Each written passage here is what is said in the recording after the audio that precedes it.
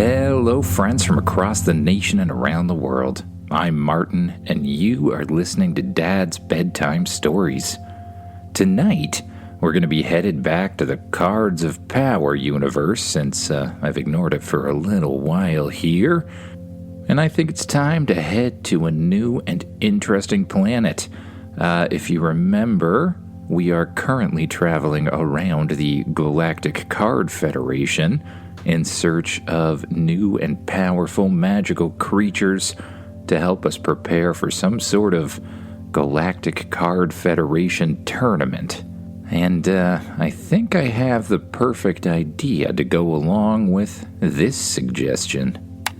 Hello, my name is Esther and I'm from Rotorua, New Zealand, and I'd like to make a suggestion for the Cards of Power series where you find on the planet, you find like a book monster, and it's a really powerful, like more than deity level, and it can do it's like elemental, but it can also shoot its pages out, and they're acidic because it's turned mean, and is when the pages touch you, because it's the words as well, it's acid and it burns you. Bye, I love your podcast, thanks. Well, Esther, I think that's a fantastic idea, and when I was thinking about it, I was wondering where a story like that would take place. You know, where a book monster would live. And I think I came up with something pretty cool. I also want to give a shout out to August and a bunch of other people who wrote in basically wanting Magnus to become more powerful. August specifically asked for Magnus to get a card core, but he actually already has one. If you go way back in the episodes, I think I established that one, and he got a chicken card, if you guys remember that. But her suggestion did remind me that we should probably add to that card core, so maybe we can do that today as well. I also want to give a shout out to Amelia and Mason, who left me a really uplifting SpeakPipe message, basically saying I'm doing a great job and you love the podcast, but that made my day today, so thank you, Amelia and Mason. But now, it's that time again. Time to get as comfy as you can in those beds, close your eyes, and imagine yourself doing what the kid in the story does. Imagine yourself waking up inside your Cards of Power spaceship. Magnus, who's sitting over beside you, gets up, stretches his back like a cat, and yawns. Good morning. Well, what do you want to get up to today? He asks. Well, I was thinking it was time to travel to another planet. Let's go check things out in the command center. You head out towards the command center, where you find a very interesting scene. Both Axe, the tech axolotl, along with a team of tech elves, are currently running around the entire command center, hooking things up, working on computers, and doing all sorts of other work. Good morning, Axe says. I cannot help you enough for lending me these tech elves. They are excellent at upgrading the ship. Our systems are currently better than ever, and we should be able to travel at almost twice the speed. Well, I'm glad, you respond. I guess that whole battle against Robo-Santa was worth it. It certainly was. These creatures are both intelligent and efficient, Axe explains. What can I do for you today? Well, I was thinking we should head to a new planet. Ah, interesting. Well, there was a nearby planet that I was hoping to check out, Axe says. The information in the ship's database indicates that it used to be an outpost for the Wizards Council, one where many different experiments were performed. It was eventually abandoned and largely destroyed. However, many adventurers stop there in hopes of finding unique magical creatures.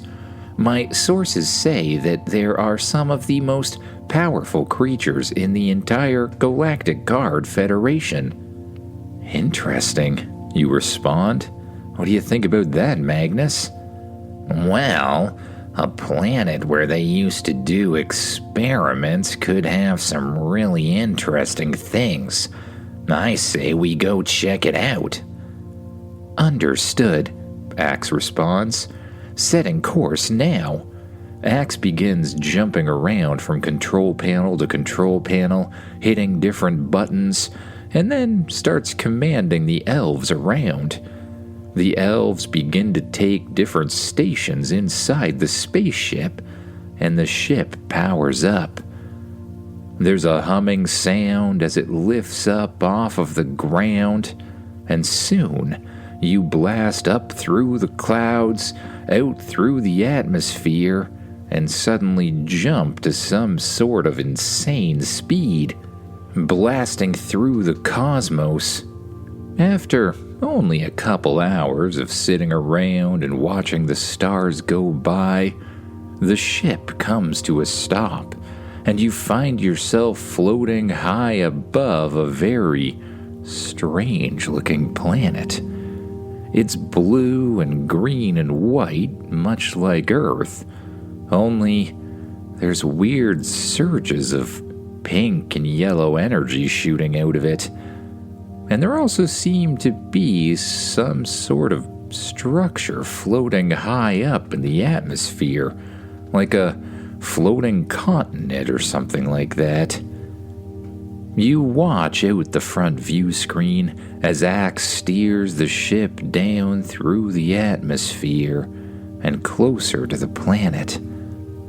Interesting, this seems to be a floating mage continent, previously one of the bases and headquarters for the Wizards Council. You see a gigantic floating mass, like a huge island just sitting there in the sky. In the center of it is an all-black and mostly broken down fortress, or maybe even a castle. You see creatures fluttering about from place to place, strange spikes of magical energy shooting out all over the place, and you can't help but wonder what sorts of magical creatures you're going to find here. Interesting, Magnus says. If there's anywhere that holds some powerful secrets, I'd say it's probably that building. Axe lands the ship in a clearing just outside the castle and opens up the back hatch. You and Magnus head through the halls of the gigantic spaceship and out the back. You immediately summon your high-tech armor, along with your energy shield and your energy sword, not sure exactly what to expect. Magnus flies over beside you. Well, think I should transform too? He asks. I don't know. If we're heading inside, I'm not sure you can get much bigger. Yeah, good point. I can probably do my second evolution at best. Magnus begins to transform into his second evolutionary state, one you haven't seen for a while. You find him standing on his two back legs, with fire shooting out of his tails and the tips of his wings, and even the top of his head. He's about the size of an adult human, only more muscular and a little bit wider. How do I look? He asks. I haven't tried this one on for a while. I should be more powerful than I was the last time I was in this form, but I won't be able to use my full power, since this sort of form can't really sustain it.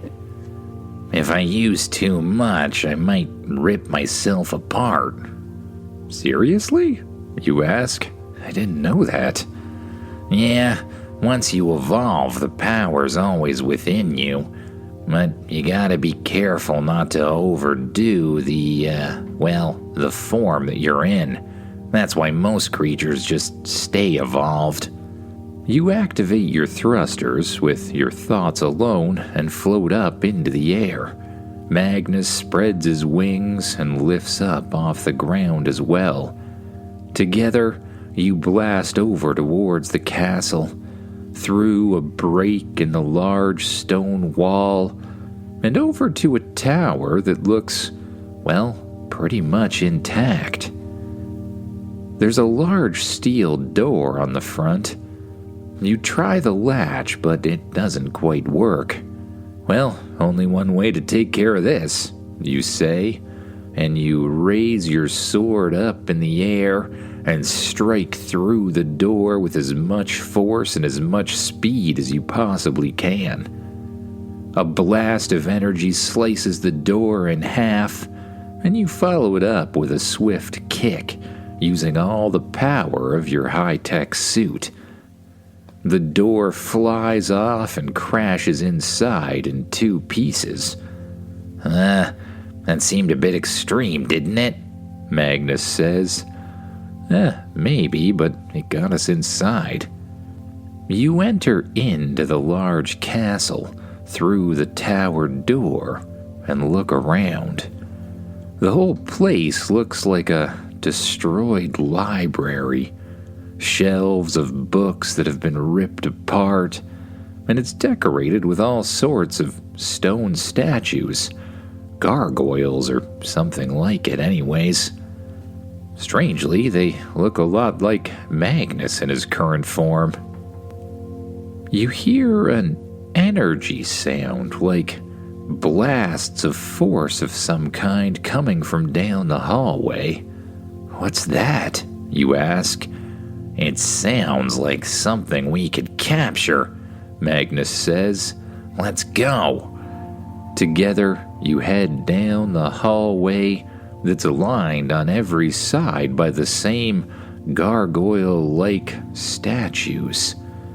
On the far side of the hall is another large metal door, and from it you see flashes of light sneaking underneath the space between the door and the floor.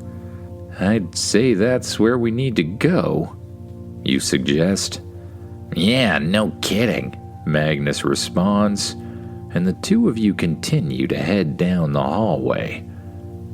When you suddenly hear a breaking noise, kind of like the sound of stone moving or grinding against other stone. You and Magnus both turn around at once to see that the lines of statue gargoyles are suddenly moving, as if they've come to life, still made out of stone, but now staring at you and Magnus. You hear more of those strange breaking and scratching stone sounds as every single gargoyle lining the halls suddenly comes to life. This would be a good time for me to be able to fully transform, Magnus says. Yeah, I think you might be right. But in the meantime, we're gonna just have to use what we can. What really powerful creatures do we have that are small enough to fit in here? You ask. What about that robotic cat or whatever it was? Right, that's a great idea.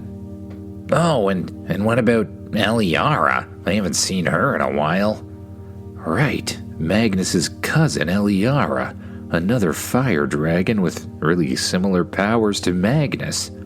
You reach into your card core and summon both cards at once. Another dragon that looks a lot like Magnus, only a little more feminine, and a little robotic cat appear. And just in time, too, because the gargoyles suddenly attack. Matrix, the robotic cat, transforms quickly into a larger form. A gigantic, muscular, robotic cat with huge claws. As the first gargoyle attacks, he blocks with one hand and swipes straight through the thing with his claws, breaking it into a pile of stones. Eliara and Magnus stand back to back, and they begin to fight the gargoyles as well, blocking with their arms and blasting back with bursts of intense fire. Magnus hits one of them so hard that it melts into lava, which is pretty cool. Now there's only the 5 or 6 gargoyles standing around you to take care of. They lunge towards you, and you instantly activate your time card, slowing time down dramatically, or, speeding yourself up, perhaps. The gargoyles' movements come down to a slow pace, slow enough for you to be able to decide every single movement. You block one of them and swipe through with your energy sword. You jump into the air and slash down with the same sword directly into another. As one jumps at you from behind, it hits your energy shield. You will the shield to shoot back at the creature and surround it instead, then slowly shrink down smaller and smaller until the creature is pretty much crushed. As another gargoyle rushes in slow motion of course, you easily block its arm and punch straight to the chest, which, at these speeds, causes it to crumble into stone. You quickly turn around and slash through the last one, leaving another pile of rubble on the ground. When the battle's over, you find yourself surrounded by a whole bunch of stone. You bend down beside one of them and attempt to activate your card core, but strangely, nothing happens. My card core won't connect to these things, you say. Maybe they're using some other kind of magic. Just, your typical magical gargoyles or whatever, Magnus suggests. You just shrug your shoulders and head back towards the mysterious door at the end of the hall. The same flashes of lightning are still shooting out from the bottom as you, Magnus, Eliara, and Matrix stare down the door. "All right," Magnus says. "Everyone back up. It's my turn to do some door destruction." He starts to power up, sucking all of the heat out of the area, making it extremely cold, before you hold your hand up to pause him for a second. We should probably check the doorknob first, Magnus," you say, reaching out for the doorknob, turning it, and finding that the door is completely unlocked. You push the door open, and you see something very strange. You're honestly not sure what it is, but it quickly drops down to the ground, leaving only a pile of books. A pile of books that look really ancient, really old. You walk over towards them, bend down to have a closer look, and grab a hold of one of the books, lifting it up off of the ground. To your surprise, the book suddenly starts on fire and blasts a huge stream of fire directly at you, sending you flying across the room and crashing into some bookshelves on the other side. Your tech armor takes most of the hit, but the whole thing is rather surprising. The books float up off of the ground and start spinning around in circles.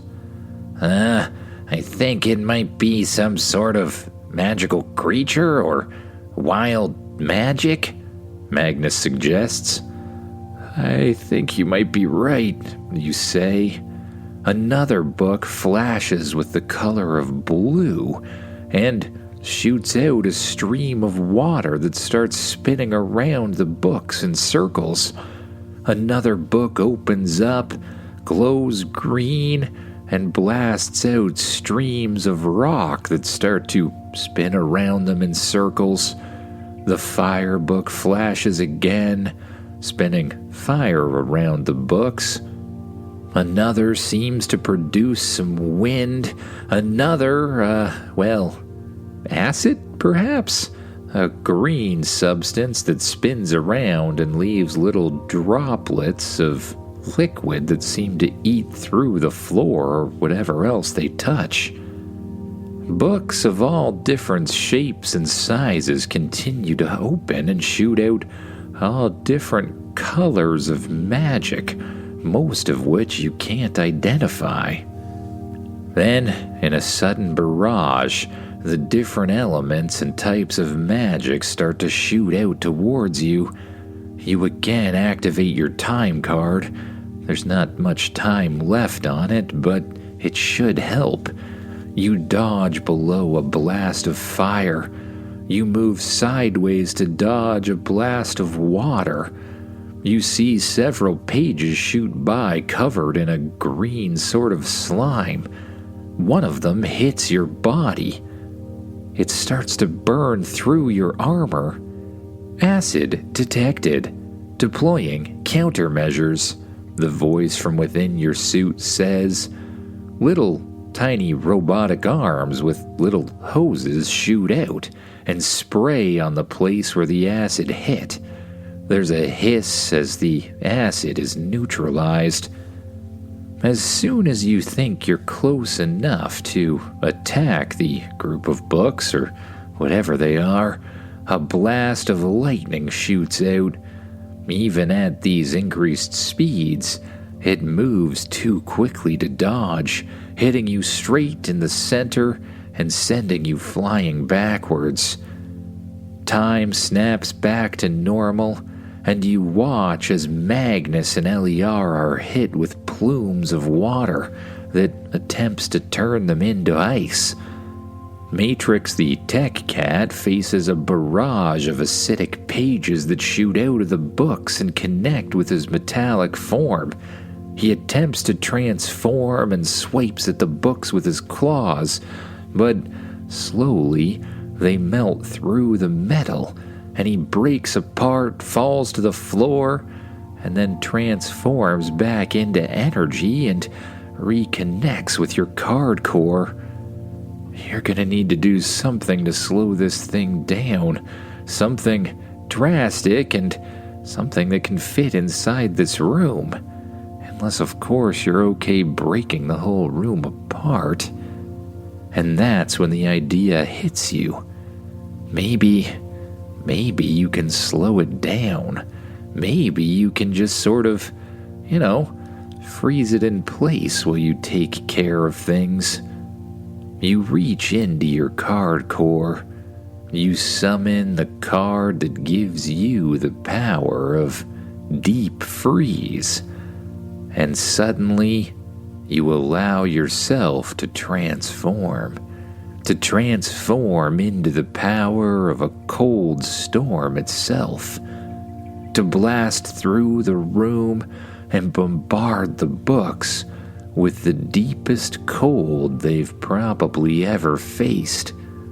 You become a sort of floating consciousness when you activate the card, part of the storm itself, and you request that the storm bombards the books with every ounce of freezing power it has, every ice spike it can muster.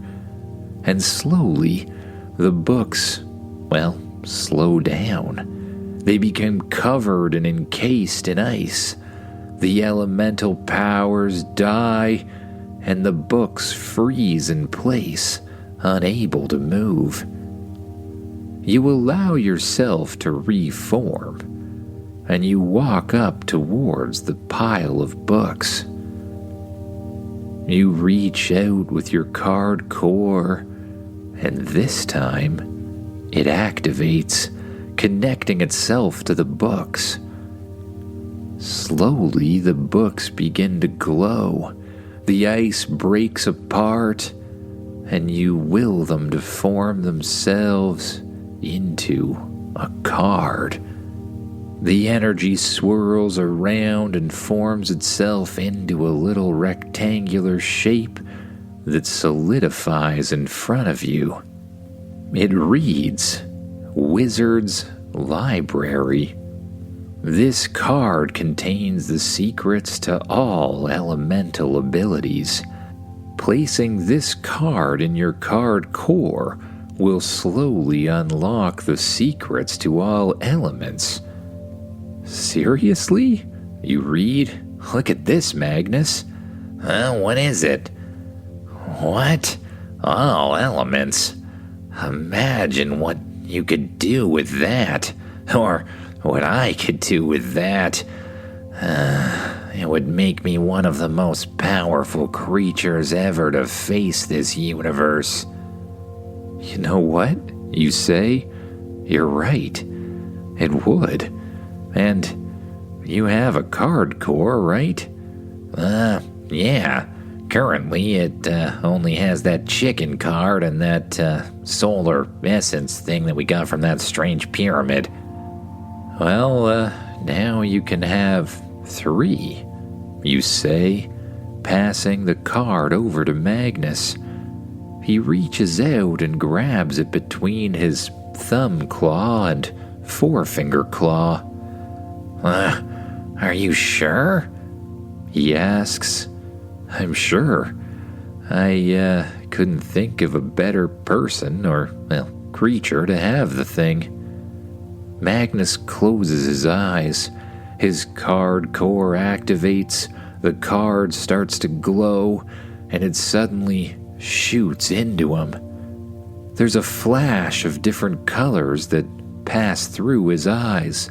Blue, yellow, green, red, purple. Whoa, Magnus says. This is a lot to digest. I feel like I kind of understand. It might take me a while to get a hang of this thing, he suggests. Well, maybe it's time that we get out of here too, you say, summoning Eliara back to your card core. You head out the door and into the hall that was previously filled with a bunch of gargoyle rubble. However, somehow the pieces of stone seem to have reformed themselves back into statues and been placed back against the walls once again. You carefully walk through the row of statues, turning left and right, making sure they don't suddenly attack you again, before getting back to the entrance door and heading outside. Luckily, these statues seem happy to just be statues right now. You and Magnus head back to the ship. The back hatch opens up, and you climb aboard as Magnus devolves back to his dragonling form. You head directly towards your bedrooms, where you've decided it's probably a good idea to get a little rest. You crawl into your bed as Magnus curls up at the end of it. You pull the covers up over top of yourself, close your eyes, and slowly you begin to focus on your breath, noticing each rise and fall of your stomach. And with each one, you release a little bit more tension from your shoulders, from your arms, from your legs, and you sink down deeper and deeper into the mattress. And the deeper you sink, the better you start to feel. And the better you feel, the more relaxed you become and the deeper you start to sink, until your mind begins to wander off to thoughts of new dreams, new cards, and new adventures to come. Good night, everyone.